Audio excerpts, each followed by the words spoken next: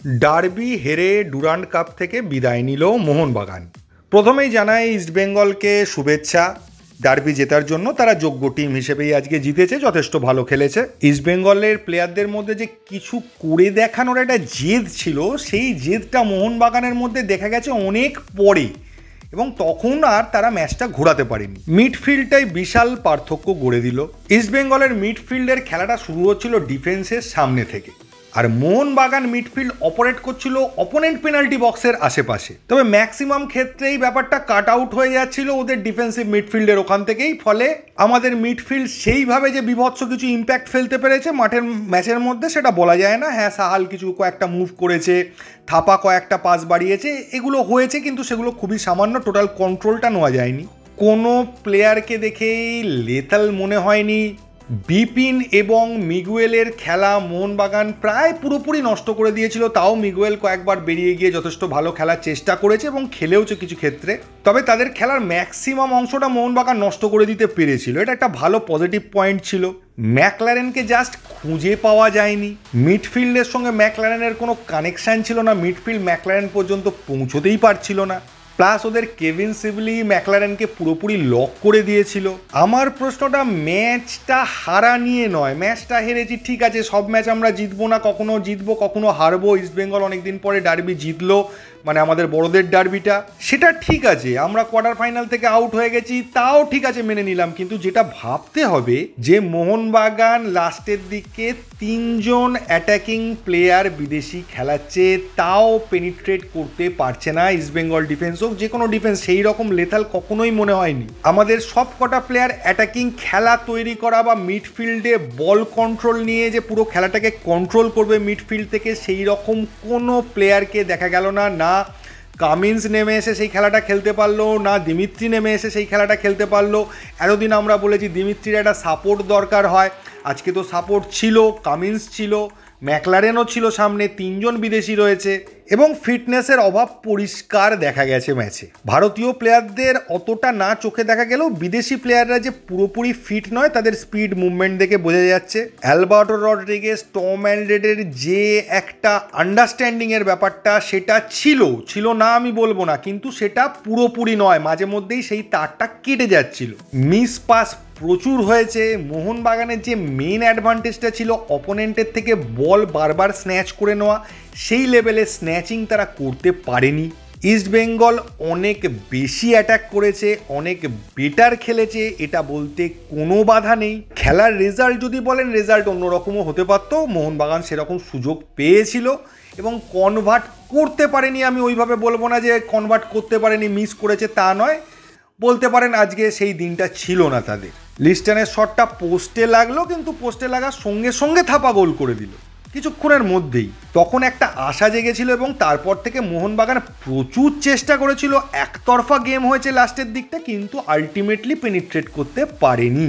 এই টিমটাকে ঘষে মেজে আগের পুরনো জায়গায় নিয়ে আসা যায়, সেটা নিয়ে সমস্যা নেই। টিমটা পুরো তার পোটেনশিয়াল অনুযায়ী খেলতে পারেনি, কিন্তু এই টিমটাকে ঘষে মেজে 100% নিয়ে গেলেও এএফসি কাপে খুব ইম্প্যাক্ট ফেলবে এই টিমটা, এটা আমার মনে হয় না।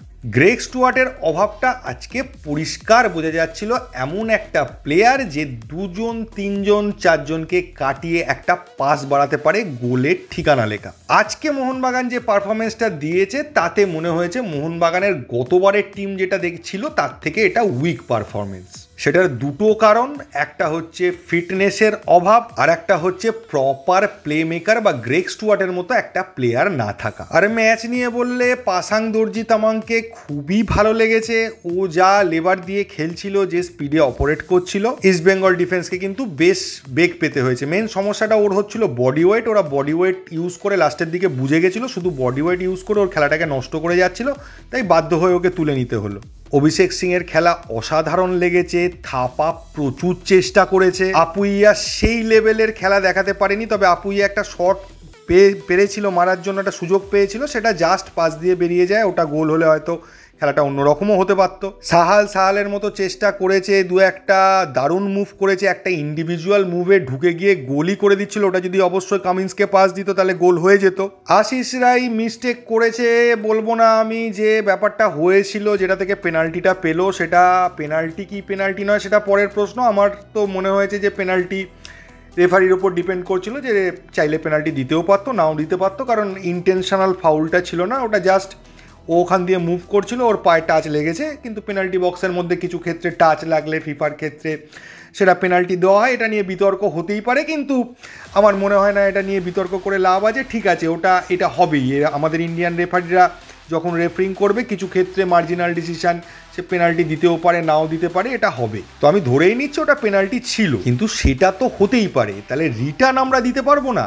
সেকেন্ড গোলটার সময় ডায়ামান্টাকোসকে সেইভাবে মার্কিংই করা হয়নি, অথচ সেই আমাদের টম অ্যালড্রেড অ্যালবার্টো রড্রিগেসের জুটেই খেলছিল। কিন্তু তবে আমি দুটো কথা বলবো, এই ম্যাচটা দিয়ে মোহনবাগানের আজকের টিমটাকে জাজ করতে যাওয়া ভুল হবে, কারণ ইস্টবেঙ্গল তাদের পারফরমেন্সের 100% ওভার করে তারা খেলেছে, নিজেদের সবটুকু নিংড়ে দিয়েছে ম্যাচটা জেতার জন্য, এই ডেডিকেশনটা ওদের মধ্যে ছিল। মোহনবাগান সেখানে হাফ ফিট প্লেয়ারদের নিয়ে খেলেছে, পুরোপুরি ফিটও নয় প্লেয়াররা। তবে ডার্বিতে যেটা দরকার, যেটা প্রয়োজন, যে ডেডিকেশন, সেটা ইস্টবেঙ্গলের মধ্যে ছিল, মোহনবাগানের মধ্যে ছিল না। আর একটা কনসার্নিং বিষয় হচ্ছে যে মিডফিল্ডে প্রবলেম রয়েছে, টিমটার মিডফিল্ডে প্রবলেম আছে, ভালো রকম প্রবলেম আছে। Play maker or game maker কেউ নেই এই টিমে।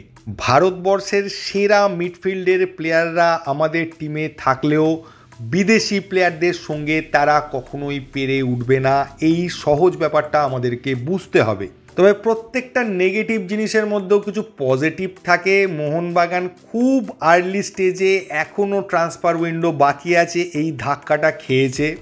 এই ধাক্কাটা থেকে মোহনবাগান এইটা অন্তত বুঝতে পারবে টিমটাতে রিপেয়ারিংয়ের প্রয়োজন আছে।